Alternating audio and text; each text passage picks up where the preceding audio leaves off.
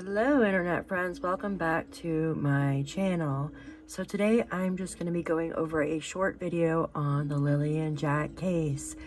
I have scaled back to the last search on May 17th, 2025. This was 2 weeks after the RCMP and searchers scaled back. This, I believe, when they came back out on May 17th, was to do a research, of course, of areas of possible interest from looking at certain trail camera footage and maybe neighbors' cameras and talking to neighbors about the car that had went back and forth the night before Jack and Lilly went missing. So we're going to go over that map in just a moment, but I want to read this to you.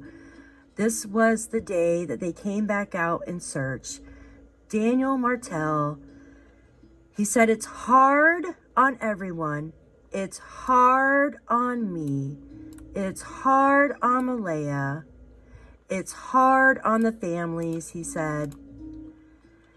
"I mean, it's been hard on the search and rescue guys because they don't want to feel like they're failing us for not finding anything." Now, how does he know that they didn't find anything? In my opinion, they have found some things. And they do have suspects in mind, but they need more to make arrests or to complete the case. And in my opinion, they want to find the children's bodies before doing so. Now, before we get started, please make sure to like, share, and subscribe to this channel. I really appreciate all of you, and I love hearing your comments below as well. So let's get started. So I'm going to click on this here, and there was something that just stood out to me. And Daniel Martel said they searched every rock, every route, everything. I've been giving them every detail, everything from my bank account statements to all the information that came off my Google Maps. Now, we know now that Malaya has given her Google Maps from the day before, the day prior, Thursday, when they came home from the Dollarama, from the medical office, and getting takeout from the local restaurant. Now, I'm going to go over to our maps now, and I'm going to close this here. We all know that Daniel Martel, Jack and Lilly's home, is right here. And we know that there is a railroad station, like railroad tracks that go along here. And this train I believe it only runs like once a day. It's not used very much anymore, but it still shows like on the map.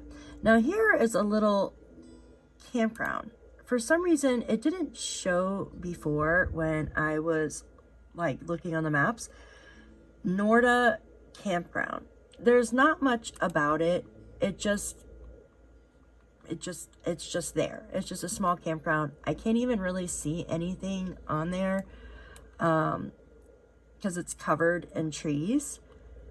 But I thought that was interesting because we hear so much of running up into the camps and cabins and stuff like that.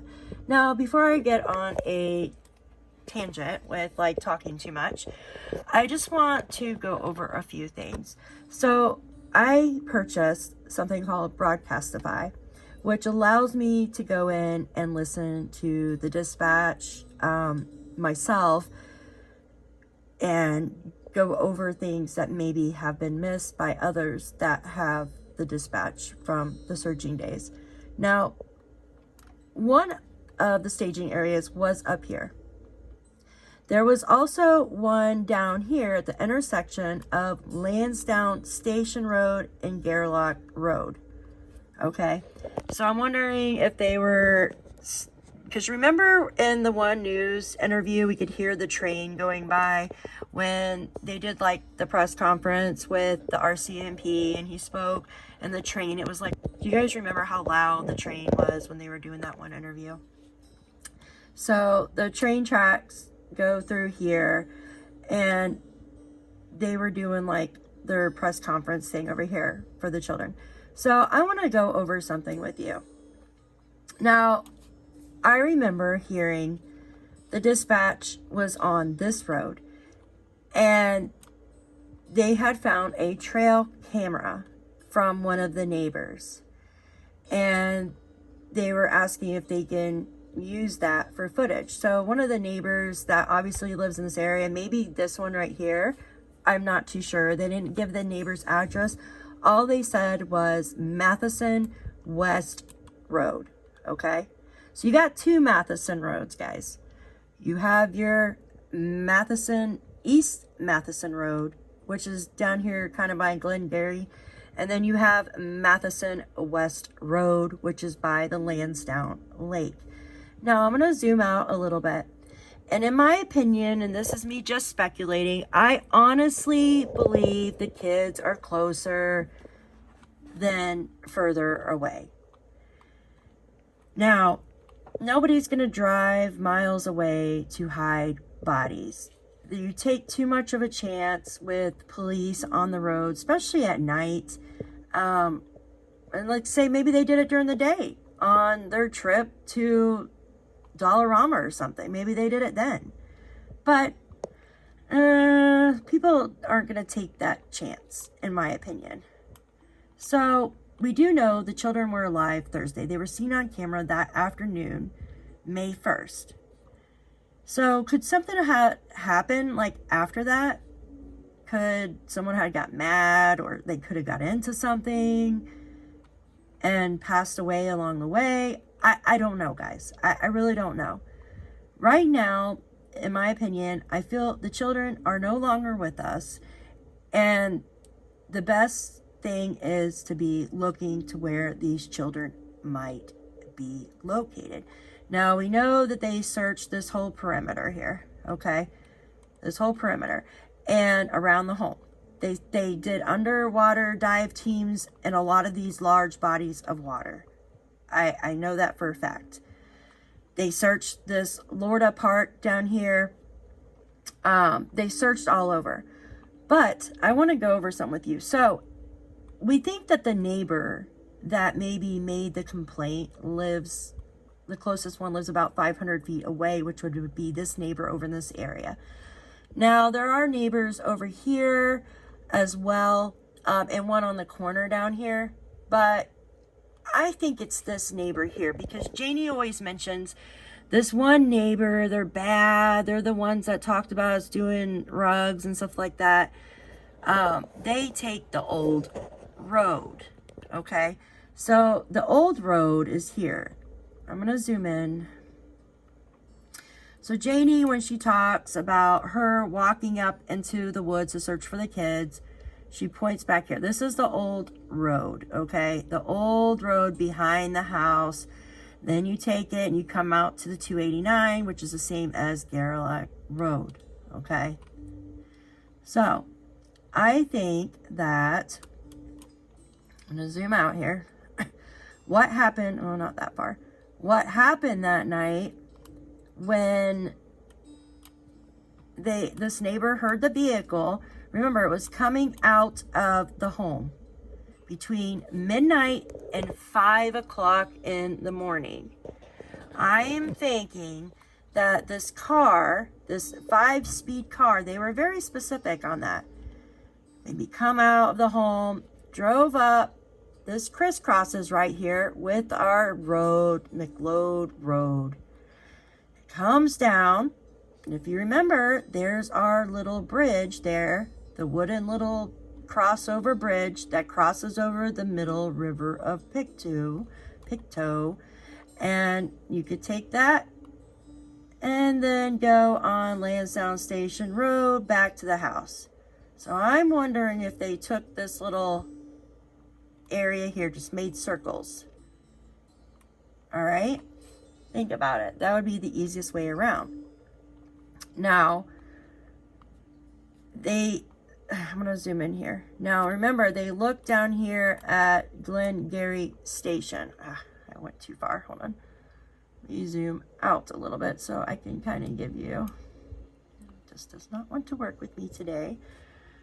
So here's the kids' home, and then you have Glengarry Station over here. So would that be in the area? No, not really, because you have this area here, which I think the car went, he said it was about 5 times, I believe, within the 5 hours, 5 or 6 times within the 5 hours. Now, they also could have went this way and then came down Concord Road, where there's a bridge there, came down and then caught this road here, which is Landsdowne Station Road, and went around like that. Because if you remember, trail cam footage from Glengarry Station from the neighbor there. We have her interview that they grabbed her trail cam footage and also camera footage from her neighbors. Now, I don't know where this particular person lives in Glengarry Station, but we're just going to say here off of like White Hill Road and Concord Road. All right. So when they came back out and searched, they grabbed that camera footage. Remember, because we were all like, why are they grabbing that camera footage now so late? I wonder if it's because this neighbor up here by the lake, or close to, off of Matheson Road West, where they grabbed the other camera footage, they spotted maybe that strange car that kept traveling along, and they wanted to see if it came around and went through here to see if it was going in a circle that night, because they said they heard it it was 5 or 6 times between midnight and 5 a.m. So what do you guys think? So if that's the case, and this person who was driving that vehicle had the kids, could the kids be somewhere in this area maybe?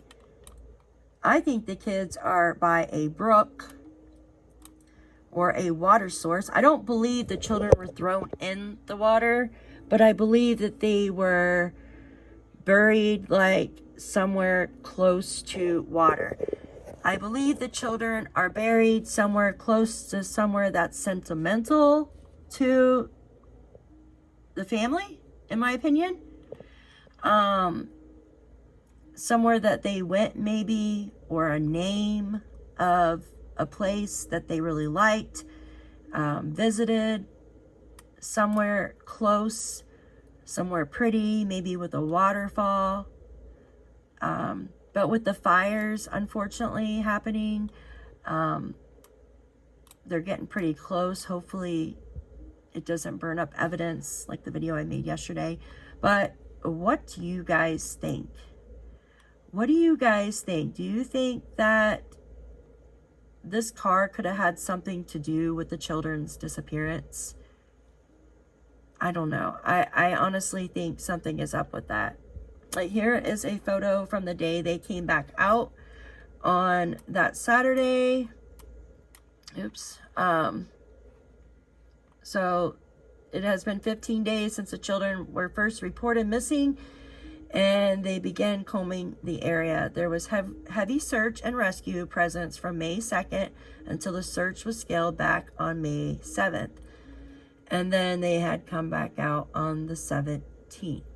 So something sparked their attention from those findings when they did the heavily searched areas. You could see this picture here that Malaya didn't have any service, so someone took a picture from her phone, because you could see their phone right here. See that on both the kids' pictures? But what do you guys think? I don't want to make this too long, but it's been almost 4 months now since Jack and Lilly disappeared. Where could these two little guys be? I mean, there's so many places in the woods surrounding Jack and Lily's home that it would be almost impossible to find them. But I think with a lot of people searching and watching and analyzing the videos and then going by what we know from dispatch and from trail cam footage, we maybe can find an area where these children might be.